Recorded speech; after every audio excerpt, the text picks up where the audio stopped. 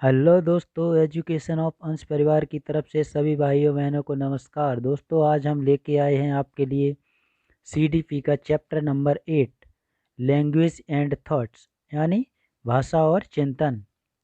दोस्तों, इसमें से 20 क्वेश्चंस का सीरीज़ है ये, और बहुत ही इम्पोर्टेंट क्वेश्चंस होंगे दोस्तों, जो सी टेट, यूपी टेट या किसी भी टेट एग्ज़ाम के लिए बहुत ही फ़ायदेमंद होंगे। दोस्तों, चलिए स्टार्ट करते हैं।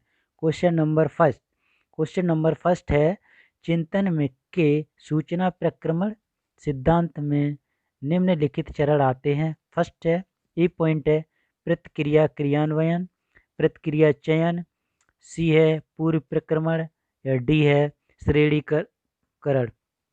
उपरोक्त चरणों का सही क्रम है, बताइए दोस्तों। इसका सही क्रम क्या होगा?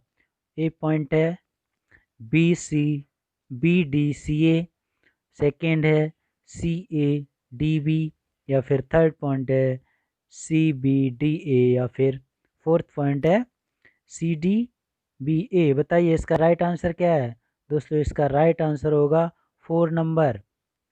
इसका सही क्रम होगा, यानी सी पॉइंट सबसे पहले कौन सा सही होगा?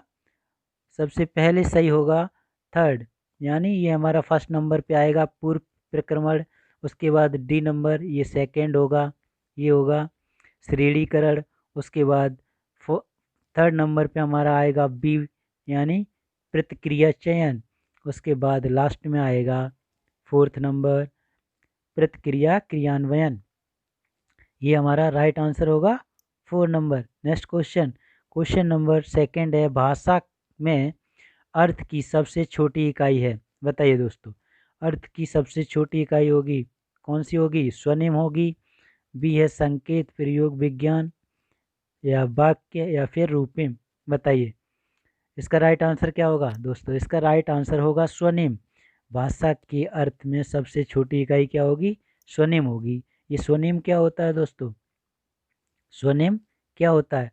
स्वनिम होता है दोस्तों, इसके अनुसार, यानी वह ध्वनि जो सबसे छोटी इकाई होती हैं, जिनका अपने आप में कोई विशेष अर्थ नहीं होता है, लेकिन यदि हम स्वनिम को किसी शब्द के साथ लगा दें तो उसका अर्थ परिवर्तित हो कर देता है। जैसे जैसे क्या, कौन कौन से वर्ड आते हैं? आ, ई, या बड़ा आ, ई, या ता।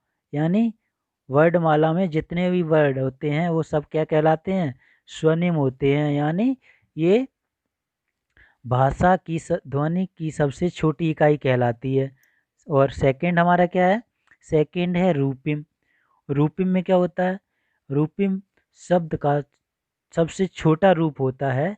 जब बच्चे को स्वनिम का ज्ञान हो जाता है तो वह शब्दों को सीखना आरंभ कर देता है। बौद्धिक विकास पूर्ण न होने के कारण वह छोटे छोटे शब्दों को बोलता है। इनका स्वयं में ही अर्थ होता है। इनका स्वयं में ही अर्थ होता है। जैसे क्या होता है? जैसे हम उदाहरण मान लें एक, सबसे पहले क्या होता है? जैसे अच्छा, अच्छा, और आना,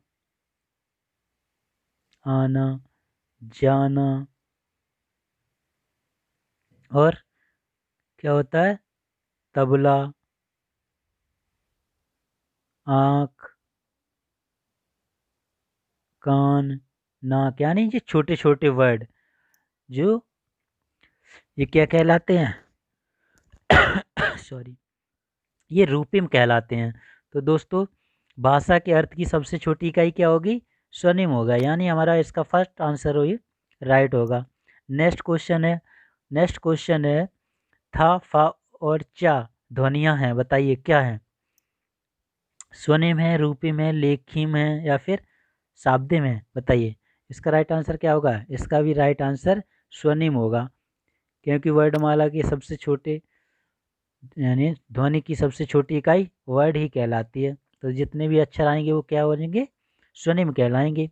क्वेश्चन नंबर 4 दोस्तों, क्वेश्चन नंबर 4 है, भाषा विकास में सहयोग करने का कौन सा तरीका गलत है? बताइए भाषा विकास में सहयोग करने का कौन सा तरीका गलत है? इसका फर्स्ट ऑप्शन है बच्चों को बिना टोके प्रकरण पर बात करना। सेकंड पॉइंट है उसकी अपनी भाषा के प्रयोग का अमान्य करना या फिर उसके प्रयोगों को समर्थन करना। फोर्थ पॉइंट है भाषा के प्रयोग के अवसर उपलब्ध कराना। बताइए कौन सा तरीका गलत है? इसका सेकंड आंसर सही होगा दोस्तों, बच्चों की अपनी भाषा को अमान्य कर देना। यह तरीका गलत होगा भाषा विकास में।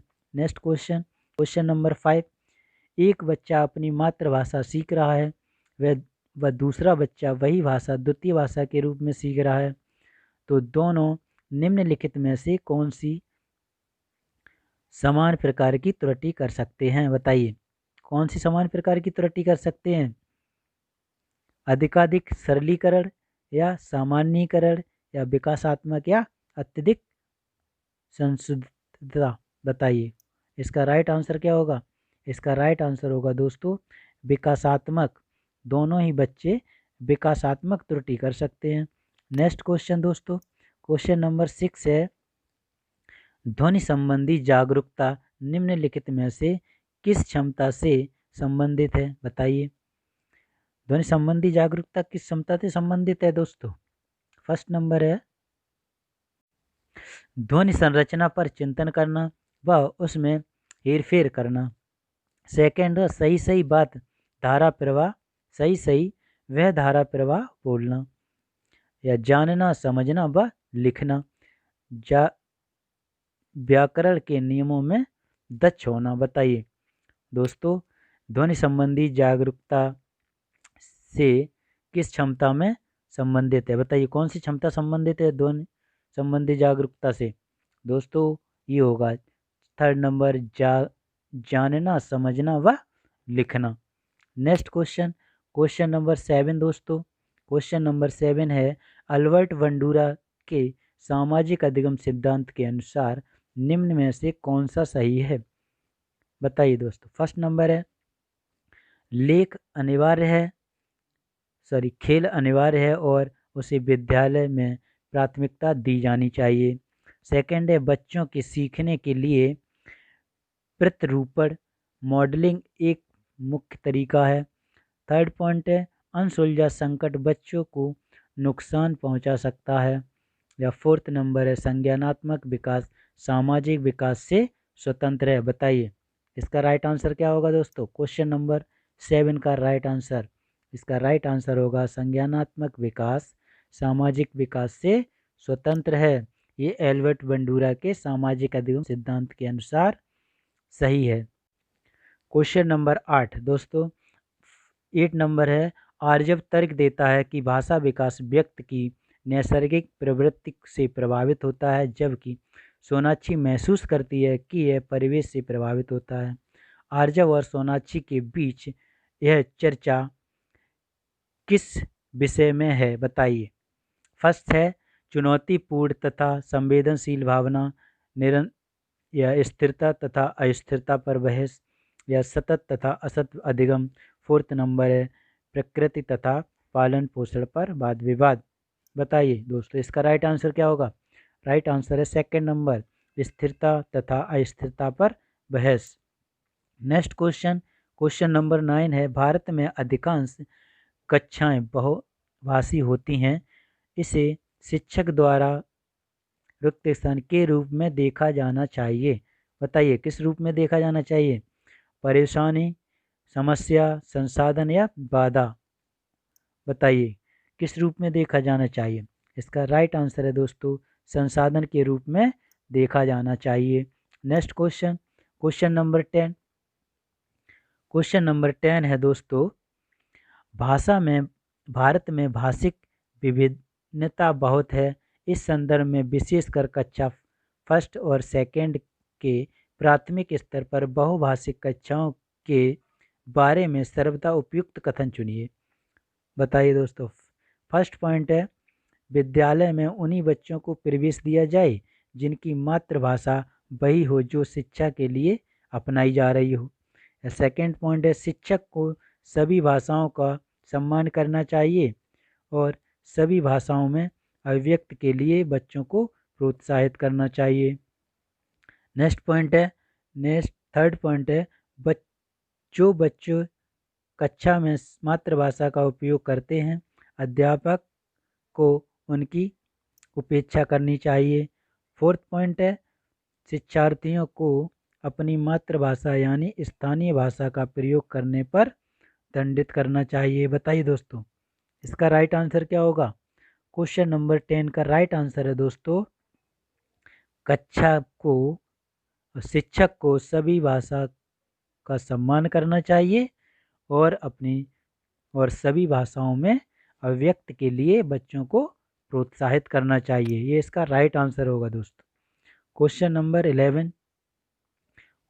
11 है, अपने चिंतन में अवधारणात्मक परिवर्तन लाने हेतु शिक्षार्थियों को सक्षम बनाने के लिए शिक्षक को क्या करना चाहिए? बताइए।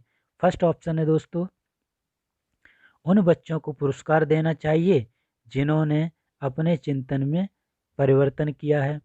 या बी पॉइंट, सेकंड पॉइंट है, बच्चों को स्वयं चिंतन करने के लिए हतोत्साहित करना चाहिए और उनसे कहना चाहिए कि वे शिक्षिका को सुने और उसका अनुपालन करें। थर्ड पॉइंट है,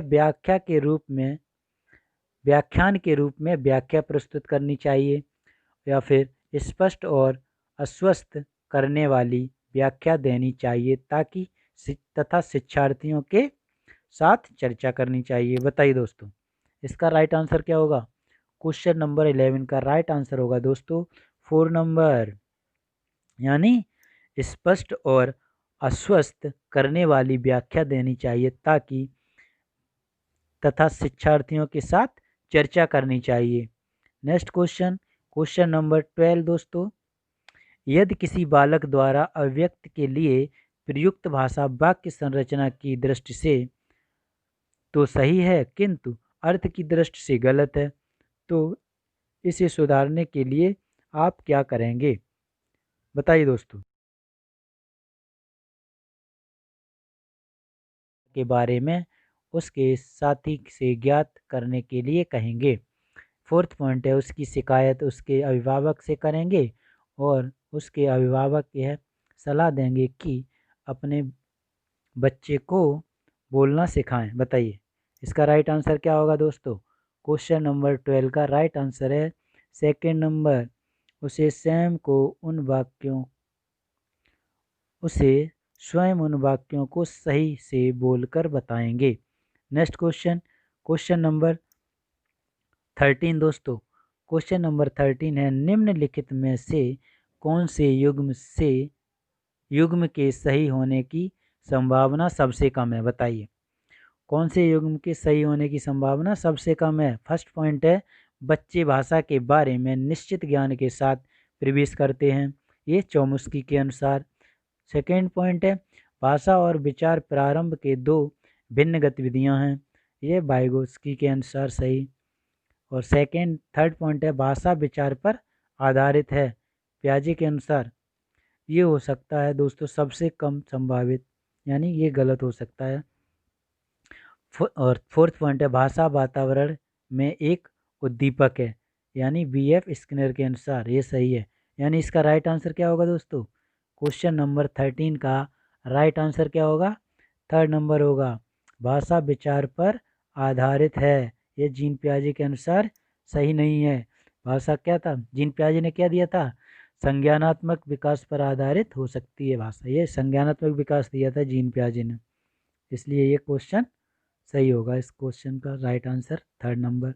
चलिए क्वेश्चन नंबर 14 देखते हैं, वाक्य की सार्थक लघुत्तम इकाई जिसमें एक या अधिक ध्वनियों का प्रयोग हुआ हो रिक्त स्थान कहलाता है, क्या कहलाता है दोस्तों?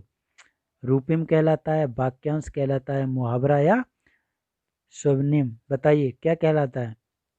क्वेश्चन नंबर 14 का राइट आंसर वो कहलाता है वाक्यांश कहलाता है दोस्तों, जिसमें एक या अधिक ध्वनियों का प्रयोग हुआ हो, वाक्यांश कहलाता है।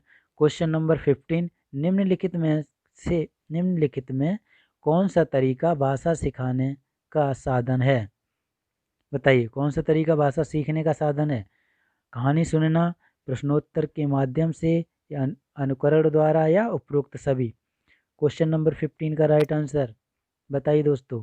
इसका राइट आंसर होगा उपरोक्त सभी, यानी उपरोक्त सभी भाषा सीखने के साधन है। कहानी सुनना, अनुकरण द्वारा, या प्रश्नोत्तर के माध्यम से हम भाषा सीख सकते हैं। नेक्स्ट क्वेश्चन, क्वेश्चन नंबर 16 है, यदि आपकी कक्षा में एक छात्र दोषयुक्त है तो आप किसी सामान्य छात्र की तुलना में उसमें क्या पाएंगे?